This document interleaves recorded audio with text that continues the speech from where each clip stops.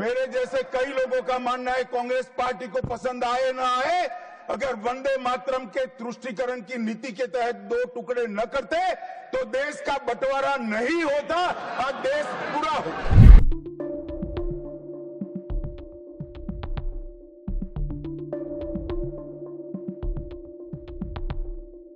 50वें पड़ाव पर वंदे मातरम को सीमित कर दिया गया, वहीं से तुष्टीकरण की शुरुआत हुई और वो तुष्टीकरण जाकर देश के विभाजन में मान्यवर मेरे जैसे कई लोगों का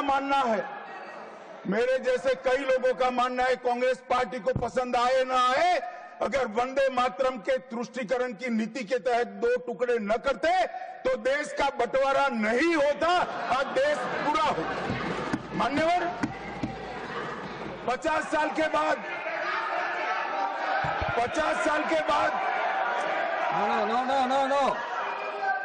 No, nothing will go on record except Honorable Minister's speech. Please.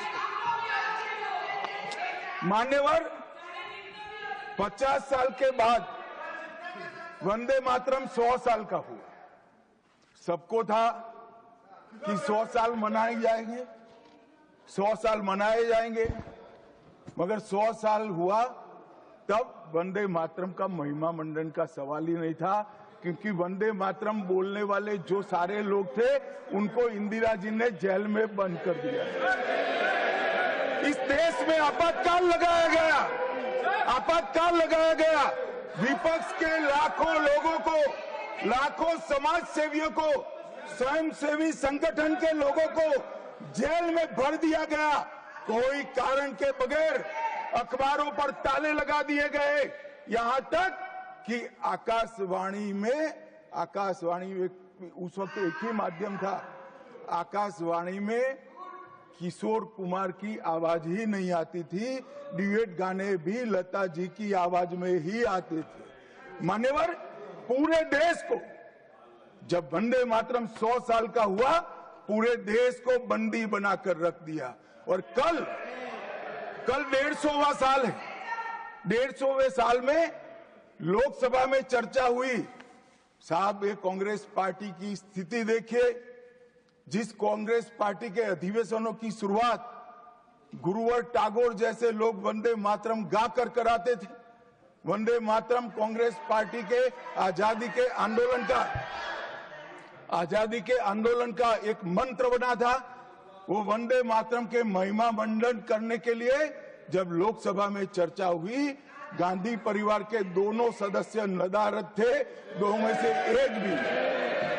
Vande Mataram का विरोध आज भी जवाहरलाल नेहरू से लेकर आज के कांग्रेस के नेतृत्व तक कांग्रेस के खून के अंदर। कल कुछ सदस्यों ने लोकसभा में प्रश्न उठाया था कि आज वंदे मातरम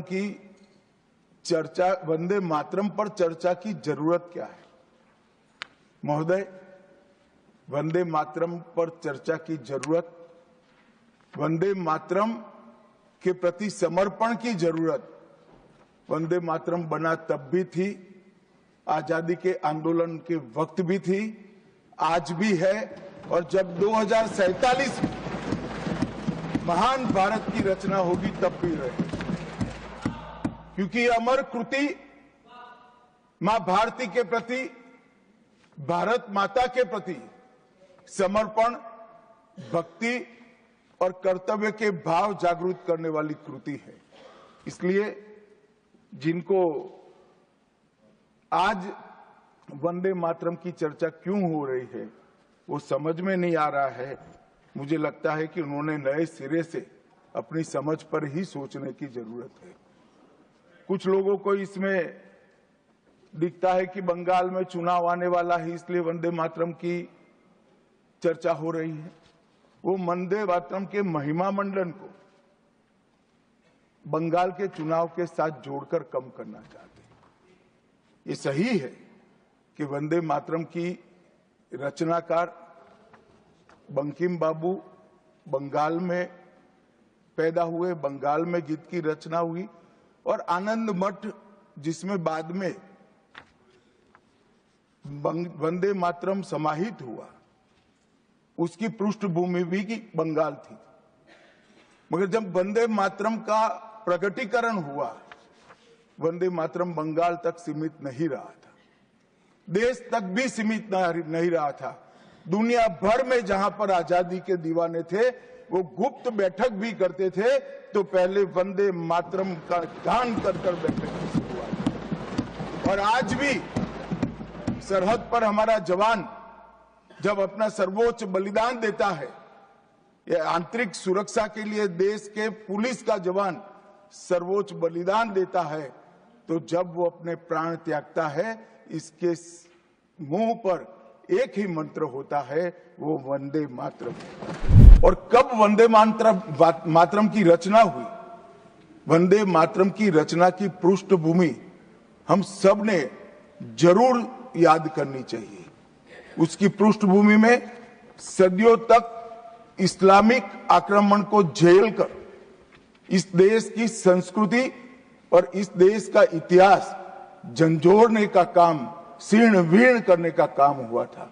उसके बाद अंग्रेजों ने अपने शासन के काल में, भारत के गुलामी के काल में एक नई सभ्यता, एक नई संस्कृति हमें थोपने का प्रयास किया था।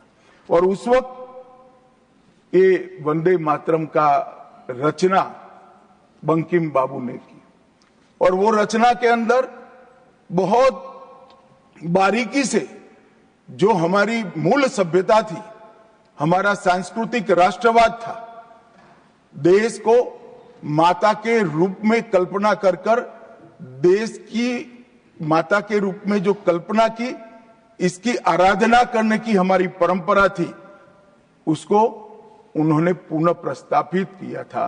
और इसीलिए ये गीत देखते देखते कोई प्रचार के बगैर, उस वक्त ना सोशल मीडिया था, ना प्रचार के कोई साधन थे, उल्टा जो सरकार थी वो तो उसको रोकना चाहती थी, प्रतिबंध लगाती थी। वंदे मातरम बोलने वालों पर कोड़े बरसाए जाते थे, जेल में डाल दिए जाते थे।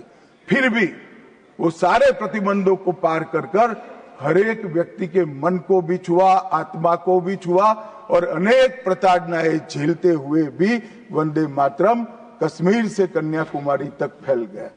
मान्यवर, ये एक प्रकार से भारत के संस्कृति के प्रति श्रद्धा रखने वाले सभी लोगों का पुनः जागरण का मंत्र बन गया।